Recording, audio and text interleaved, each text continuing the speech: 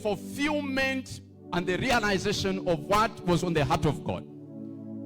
Jesus is the first man that managed to live exactly according to the pattern that God intended for mankind. Adam failed.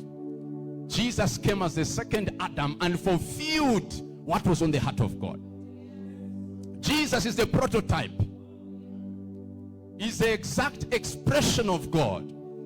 And what you see in Jesus is exactly what is expected of you. When you look at Jesus, you are looking at your life.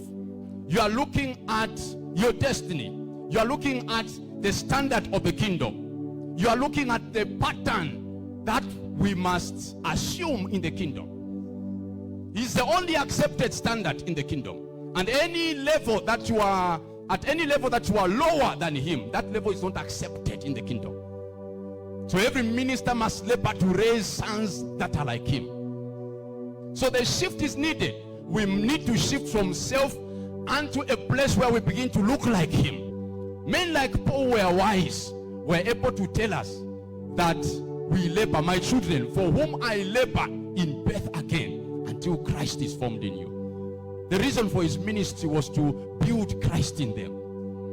It is for that reason that Paul left everything, that he can pursue Christ. He says, I left all things. I counted them rubbish for the excellence of the knowledge of Christ.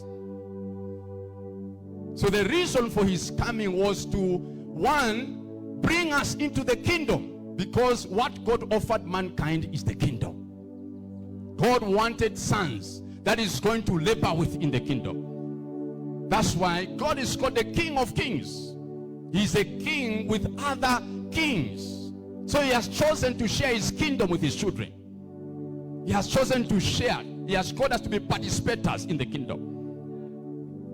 That is what was in his heart. So when Jesus came, he came to restore us back to that place. So his coming was important, because no human being qualified to take that place. Because every human being was a partaker of the sin of Adam. Jesus was the one who came without sin. And he managed to pay that price that was required for us to be restored to the kingdom. So that was the first mission. The second mission was that through his life, he was to demonstrate to us what is required of us in the kingdom. So when you are looking at him, you are looking at the requirement, the standard. Don't look at him as, oh, that is just Jesus. Then me, I'm just a human being. You are looking at the standard. And God's expectation of you and me is very high. It's beyond just coming to church and singing hymns and disappearing.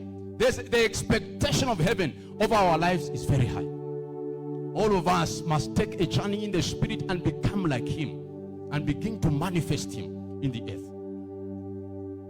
Do you realize that the hope for the realization of that dream that God had is resting on you and me? Do you remember the question that we find in the book of Isaiah? So, whom shall I send? Who will go for us? That's the cry of the Godhead.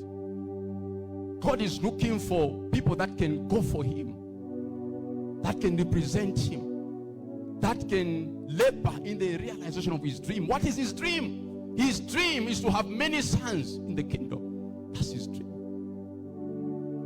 That's why you didn't fall dead the moment you gave your life to Christ, because he needs you in the realization of that dream. So God has brought you here to shift you from self so that you can become a kingdom child.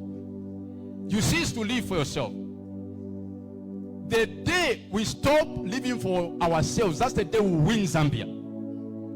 The problem is not that the gospel is not powerful. The gospel is very powerful. It's the very power of God.